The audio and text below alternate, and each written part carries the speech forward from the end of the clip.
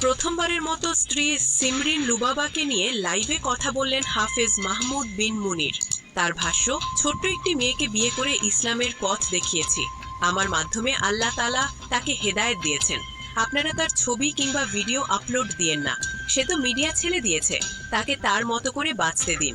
হ্যাঁ ভিউয়ার্স, ঠিক এভাবেই স্ত্রী সম্পর্কে কথা বললেন হাফেজ মুনির। জানা যায়, মাহমুদ বিন মুনির নরসিংদীর সন্তান। কওমি মাদ্রাসা থেকে পবিত্র কুরআন হেফজ করার পর দাওরায়ে হাদিস সম্পন্ন করেছেন। ঢাকা ও নরসিংদীর বিভিন্ন মাদ্রাসায় পড়াশোনা করেছেন তিনি। বর্তমানে বাবার ব্যবসার সূত্রে 2021 সাল থেকে কুয়েতে ব্যবসা করছেন। কুয়েত ও সৌদি আরবে তাদের সুগন্ধির ব্যবসা রয়েছে। লাইভে তিনি সিমরিন লুবাবার সঙ্গে সম্পর্কের শুরু এবং ভবিষ্যৎ পরিকল্পনা নিয়ে পরে বিস্তারিত জানাবেন বলেও জানিয়েছেন। দুই পরিবারের সিদ্ধান্ত অনুযায়ী ঘরোয়া পরিবেশে তাদের বাগদান সম্পন্ন হয়েছে।